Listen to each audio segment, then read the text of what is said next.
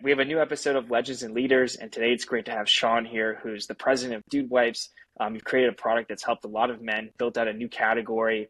You really became, one of the most successful companies to ever be on Shark Tank. So it's great to have you here. I'm excited to get into your story.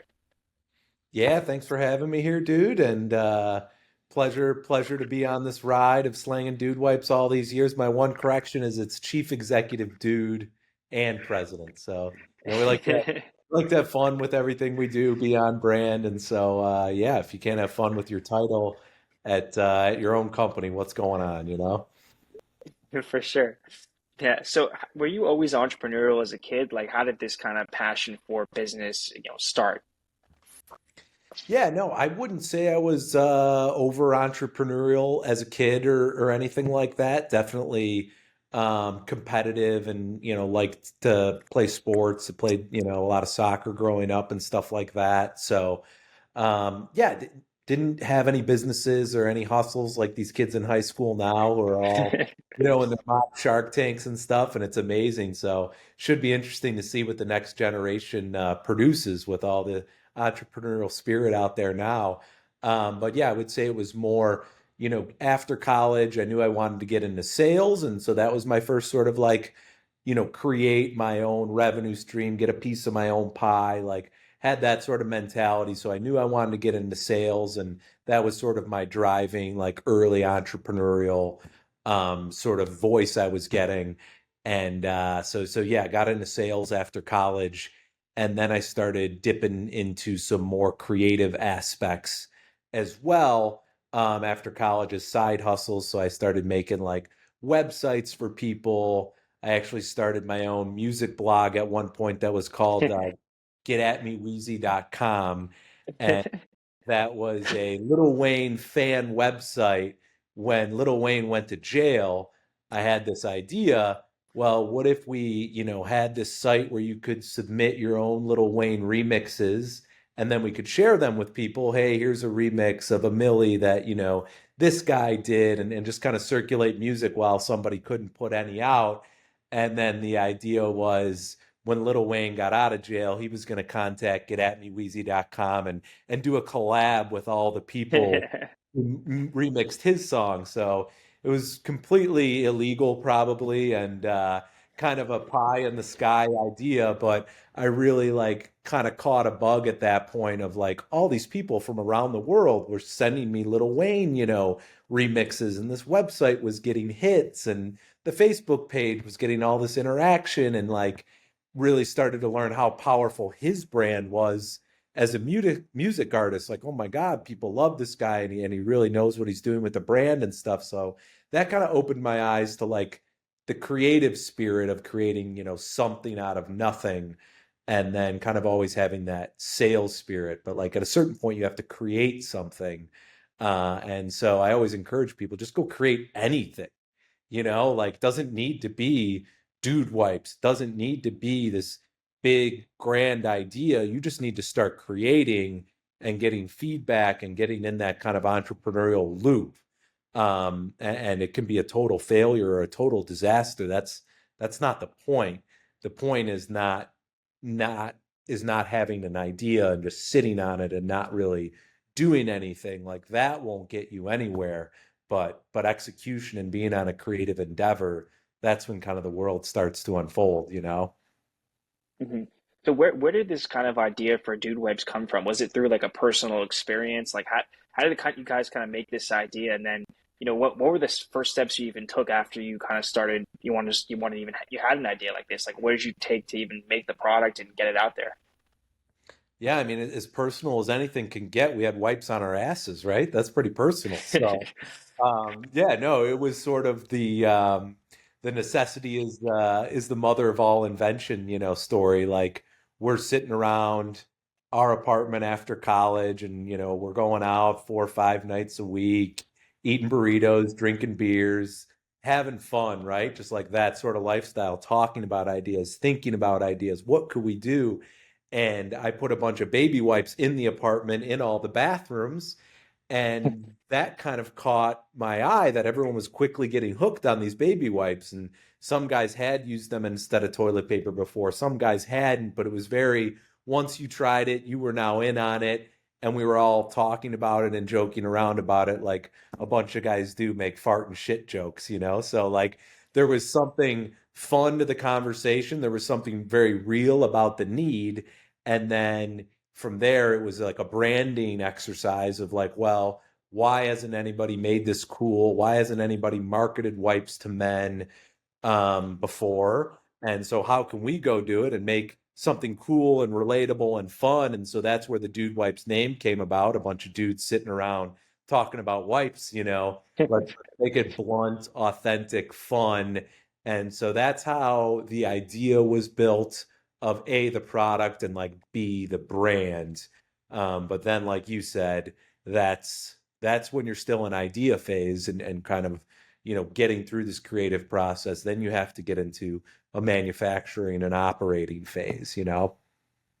Mhm. And how did you determine that there was really a need for the product, Sean? Like, was it just testing it out on other people? So you made a little batch and said, "Hey, I'm gonna sell these," and went, and you're like, "Okay, I'll make some more." Like, how did you determine that there was really a fit here for it? Well, I mean, before we launched, we determined there was a need just by doing a little bit of research in the wipes world. And it was like, hey, flushable wipes is a $250 million business in the US at the time. And just some Mhm. trade, you know, magazines were showing it was projected to be a billion in 10 years. And here we actually are about 10 years later, and it's going to be a billion. So we saw that there was a category out there that was low and growing and said, okay, I mean, that was enough for us, just a couple of guys who didn't know what we were doing. You know, we just wanted a little fact check. We weren't, you know, joining a dying category or something. And like that pointed to the fact that we weren't, but it needed personality and it needed to be shaken up and stuff. So that gave us enough confidence to get going. And then once you buy the product, you're very quickly understanding what people like about it, what they don't like about it, whether you have a hit, whether you have a flop. And we understood we had a hit right away, the way people reacted to the brand. It bailed them out of situations. It cleaned their ass better than toilet paper. Like physically, it did the job. And then the Mhm. brand started to achieve that brand magic very early on, where people were talking about it. They were joking around about it. Like we put a box of dude wipes out at a bar and just watch people grab them and pass them out to their friends and laugh and stuff like that. So like while the sales were very small, and it was just bootstrap shit out of our apartment. The vibes were high, you know, the feedback was high, and we knew we just had to kind of start tweaking and learning this thing, but that we had, you know, we had a sleeper hit on our hands. Mhm. How did the whole Shark Tank opportunity come about? Was that just like you kind of applied online and you got in? Because it seemed like the brand just took hit a whole nother level after Shark Tank.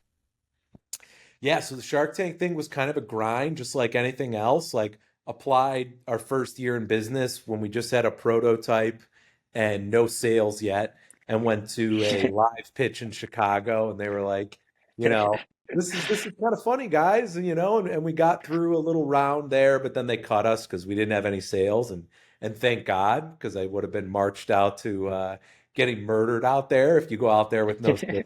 But you know, you're an entrepreneur, you're just trying to win at all costs. So that was kind of the mindset. And then the next year, we followed up with the producers, submitted an update online. We got a little farther in the process, but then we got cut. And then it was actually the third year that we applied. The business was growing online. We had just gotten into Kroger's toilet paper aisle. So that was our first like proof point, like, you know, here we are 2, 3 years into the business, and finally we get, you know, a retailer, a respectable retailer to put dude wipes in a toilet paper aisle. Like that was the whole idea. And so that kind of gave the producers enough confidence. All right, these guys are ready for the show. They're in the proper position, which, yeah, we were. We had kind of grown to that point. We were trying the first 2 years when we were way too early. And thankfully it didn't work out that way. And we got in sort of right on like our upswing trajectory, you know? Mhm. And Sean, is Cuban still involved today? And like, what would you say is his biggest contribution to the Dude Wipes brand overall? Yes, Cuban is involved, so he is our first and only investor. So he's on the board of dudes, just with us founders, and so we, you know, raised capital from him on Shark Tank and then have bootstrapped it all along the way. So, Mark's contributing in a shit ton of different ways. His celebrity, so Mark is also often, posting about dude wipes, talking about them, Shark Tank updates, or if he's on Good Morning America or Twitter, all of those things. So us being successful and being associated with his brand, like, has a large marketing halo effect to it. So there's that side of it. And then there's Mark's business advice side, which is super valuable, especially since he's been with us since we were pups, like Mm. he's seen a business go from 1 million to 5 million to 50 million to 500 million to 5 billion. So he knows what stage you're in and what pitfalls to look out for and what things you guys need to be planning for. Whereas you as an entrepreneur, you're very in your business, and you don't know what it takes to get from 5 million to 50 million. You're just working on it. Mark, from an outside perspective, can kind of be like, well, in your position, guys, I would focus a little bit more on this, and don't look in that direction. So it's that high level experience, strategic advice, where Mark's been super valuable, for sure. Hmm. And Sean, you seem to, really hustle to try to get your product in different places and through even advertising. So there was an open call for Walmart, and then you basically got in through there, and it seems like that was one of the biggest catalysts for the business. Can you just like speak a little bit more on that? Yeah. Yeah. I mean, yeah, we've been hustling and grinding, to get product out. And that kind of goes from like our day one sort of ethics is, we had product in an apartment and we had to run it down to a UPS store. And so, like, there's nothing really we won't do, to sell or market our products. So we just got comfortable with that from, an early age, not like a big corporation where, they need a lot of money to do something or they need a process. It's like, no, we just need to create our own opportunities. And so the same thing we heard about the Walmart Made in the USA show that they hold once a year down in Bentonville, Arkansas, where products that are made in the USA have an opportunity to apply, and then you get a meeting with a buyer, which is like a Shark Tank meeting in itself, because you have this meeting with somebody who buys, for us, billions of dollars worth of toilet paper. And we were basically applying for a chance to win that meeting. Um, and applied in 2016 for that meeting, got the meeting, got a no. It was, Oh, they didn't quite think the product was far enough along yet. And you know what? They were probably right, because when Walmart says they're in, if it's too early for you, you might have a hard time keeping up, and that's not going to be good for your business or for the Walmart customer. So got to know, but got some valuable feedback. Hey, we need to work on our pricing and we need to work on our scaling and all of that. So then the next year, reapplied, got back in front of that toilet paper buyer. Our sales had grown. They had seen we'd been working on all the things that they asked for, and we got a yes that time. And we got, an opportunity to roll out nationwide in Walmart. And that was huge for the business, because when you're in Walmart, you can you have that opportunity to be a true American brand when you're in Walmart, because Walmart is accessible to all Americans.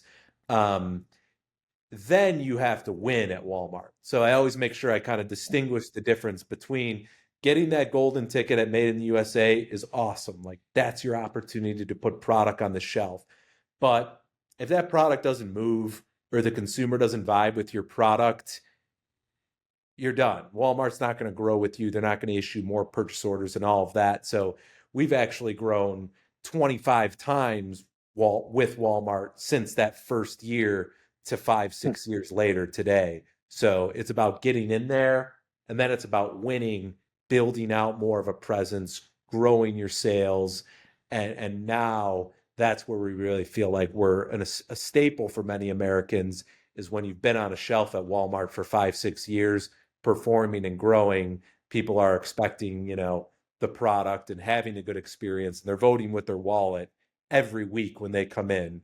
They're buying more dude wipes. So it's something we're super proud of, our Made in the USA Walmart, growth trajectory, and the fact that we're accessible to, Americans with all different size budgets can buy dude wipes and have that good experience in the bathroom. So we work really hard on our low prices and our accessibility. so you guys have some of the most interesting sponsorship of probably any brand out there. Like the UFC fighter Tyron, you guys did that the Dude Wipes trunk sponsorship there. Yeah. How do these ideas kind of come about here, and like, do you expect them to be as viral as they are? Because that one was just huge. Yeah, yeah. So we call it advertising, and that's when we got an opportunity to get on someone's ass. Typically we go for it. And the first Tyron Woodley one ever that happened was back in 2014, and he actually hit up our website. So we're super young brand, and he said, "Hey, I have a pay-per-view fight coming up. My ass sponsor just backed out. I use y'all's product. I think it would be hilarious." And it was like $10,000 at the time to get on his trunks, which was, I think we had to take out a loan to actually. But for some reason, we felt like it was just the right thing to do. And so we get it on there. And sure enough, when he gets on pay per view, the internet blows up. Dude Wipes was the number 3 trend worldwide on Twitter that night. So it was like Cristiano Ronaldo, Dude Wipes. And we were completely unknown as a brand. So it was like this viral, crazy moment. To your point, we didn't expect it. We didn't know it was going to happen, but we kind of learned something that night is when we put our fun, unique brand out there in the right way, it has the opportunity to go viral. And so, we take a lot of swings and we miss a lot too. But, from then on, we've been swinging at opportunities to kind of be in the news, whether it has to do with pooping, advertising, like let ourselves go where big toilet paper won't go, places other big brands are too stuffy to talk about. Dude Wipes will go there. Dude Wipes will talk about it.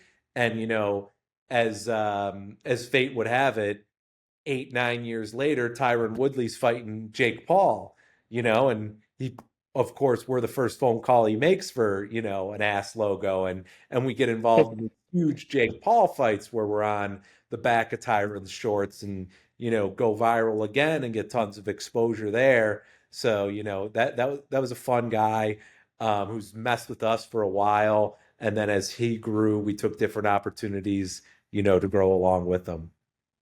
Mhm.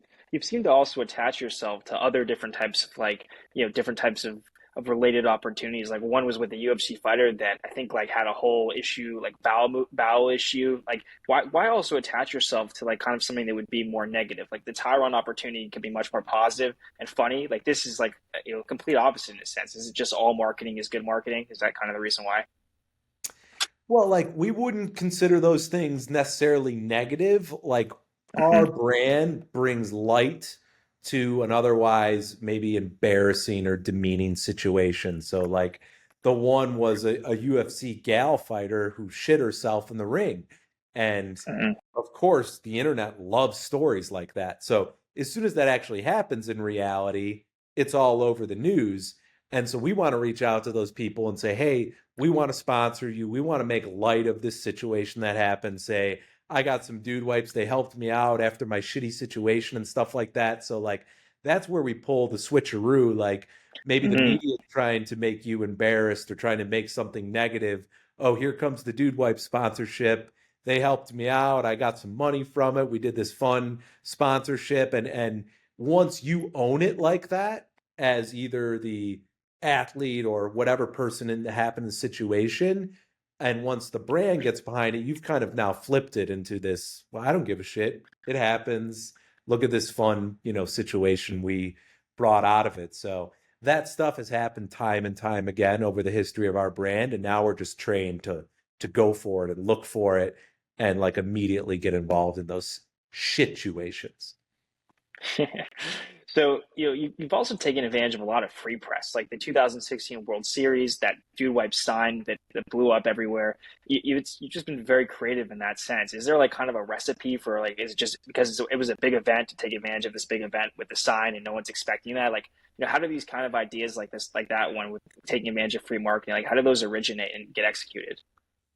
Yeah, I think the genesis of those things happening is being on every day and Mhm. always trying to be part of the conversation and just taking swings. No one sees all these misses we make, But Hmm. then when we walk up behind the World Series thing with the dude wipe sign and it's on Fox and it goes viral and everyone think it's so hilarious because Miller Lite's paying $5 million for the ad that runs right after, but we're just sitting there with the dude wipes billboard right behind his head and like so just stuff like that. Like you're not supposed to do that kind of stuff. Like maybe it's legal, maybe it's illegal. Like, like we'll just go try it, get out in front of people and let, fate fall where it may. So it may go viral, it may go not, but there's opportunities like that every day on social media. And sometimes we'll just have a tweet that goes viral for, a couple million impressions because we were involved in the right conversation about,